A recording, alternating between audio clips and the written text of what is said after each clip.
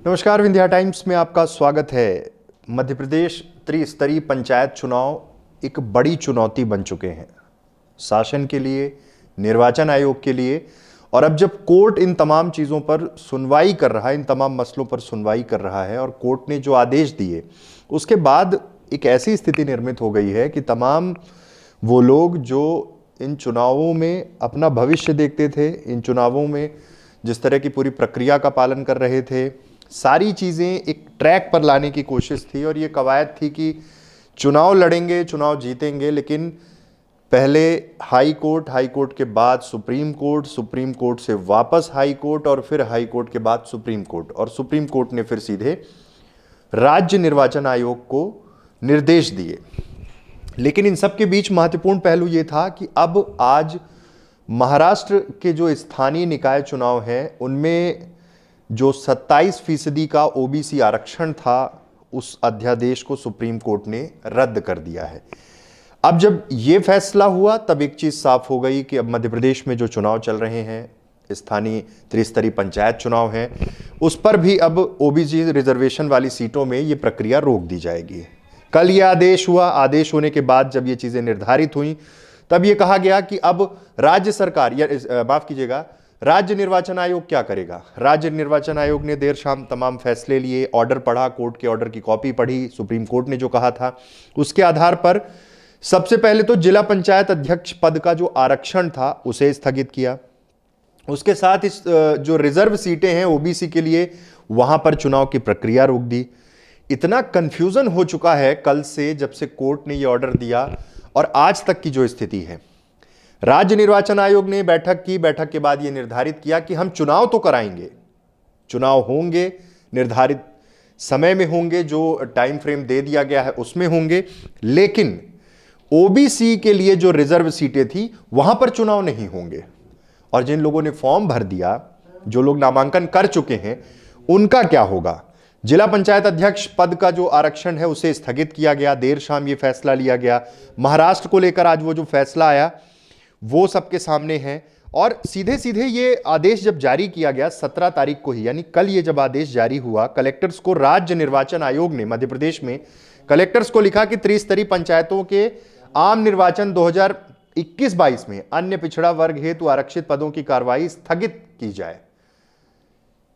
तब वो तमाम लोग, उनकी भी एक बड़ी संख्या है। वो संख्या ऐसी है कि जिन लोगों ने फॉर्म ले लिया है, फॉर्म जमा कर दिया है, उनका क्या होगा। आपने इन प्रक्रियाओं के तहत तो इसे रद्द कर दिया और यह भी कह दिया कि बाकी जगह चुनाव होंगे। 52 जिले हैं और 18 दिसंबर को पहले तय था कि जिला पंचायत अध्यक्ष पद के लिए आरक्षण की प्रक्रिया पूरी की जाएगी। देर शाम एक आदेश जारी होता है। उसके बाद अब तक 14,525 अभ्यर्थी फॉर्म जमा कर चुके हैं। शुक्रवार को ही 8,081 नामांकन जमा किए गए। जिला पंचायत सदस्य के लिए 186, जनपद सदस्य के लिए 695। पूरे प्रदेश में जो माहौल है, लेकिन इस बीच में एक बहुत बड़ा कंफ्यूजन, चुनाव होंगे कि नहीं। क्योंकि कल सुप्रीम कोर्ट ने ऑर्डर के बाद यह कहा था, जो निर्देश दिए थे राज्य निर्वाचन को, उसमें यह भी कहा था कि अगर कुछ भी गड़बड़ लगा या फिर ये संवैधानिक दायरे से बाहर जाकर कोई निर्णय हुआ होगा तो हम चुनाव रद्द भी कर देंगे। अब इस कंफ्यूजन में तमाम वो प्रत्याशी जो गांव की सरकार में अपनी महत्वपूर्ण भूमिका निभाना चाह रहे थे, चुनावों में आ रहे थे, वो सब कुछ रुक गया। 15 दिसंबर को ही महाराष्ट्र के स्थानीय निकाय चुनाव को लेकर जो ओबीसी आरक्षित 27% सीटों के अध्यादेश थे, उन्हें रद्द कर दिया गया था।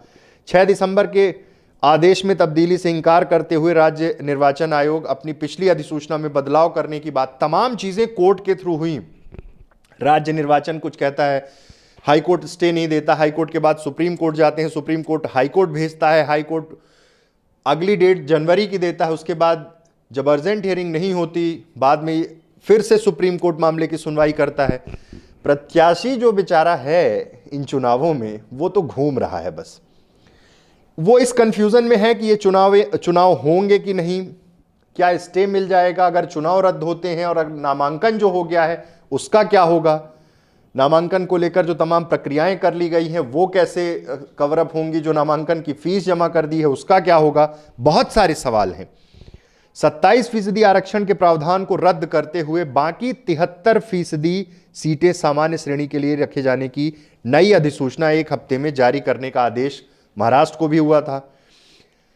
लेकिन एक चीज अभी साफ है और वो ये है कि अभी जो वर्तमान स्थिति है, उन सीटों को छोड़कर जहां पर ओबीसी आरक्षण का मसला फंसा हुआ था, उनको छोड़कर बाकी जगह निर्वाचन की प्रक्रिया निर्वाचन आयोग पूरी करना चाह रहा है, यानी बाकी जगह चुनाव होंगे। सुप्रीम कोर्ट अगर अब इंस्टेंट कुछ अगले 2-4 दिनों में स्टैंड ले लेता है कि चुनाव नहीं होंगे, रद्द कर दिए जाएंगे, तब की स्थिति क्या होगी। लेकिन फिलहाल मध्य प्रदेश के मुख्य विपक्ष कांग्रेस और सत्ता पक्ष बीजेपी के बीच फिर से एक बड़ी बहस शुरू हो जाएगी और वो बहस है ओबीसी आरक्षण जो बढ़ाने की कवायद हुई थी, पहले कमलनाथ ने की, बाद में शिवराज सिंह चौहान ने की। उन तमाम चीजों को लेकर एक बार फिर से आपस में अच्छा टकराव देखने को मिलेगा। लेकिन गांव की सरकार इस बार ऐसा लगता है कि बहुत टेढ़ी खीर हो चुकी है। जिस तरह से अब तक की परिस्थितियां हैं, कैसे हो पाएगा सब कुछ, ये आगे आने वाला समय बताएगा। लेकिन फिलहाल अब भी इंतजार है कि आगे कुछ बड़ा हो सकता है। क्या चुनाव रद्द हो जाएंगे या फिर जो आज निर्वाचन आयोग ने कहा है कि वो चुनाव तय तिथि पर निर्धारित जो डेट्स हैं उनकी, उन पे ही करवाएंगे। अब आगे आने वाले समय में ये पता चलेगा कि गांव की सरकार कितनी कवायदों के बाद बन पाती है या फिर से चुनाव रद्द हो जाएंगे।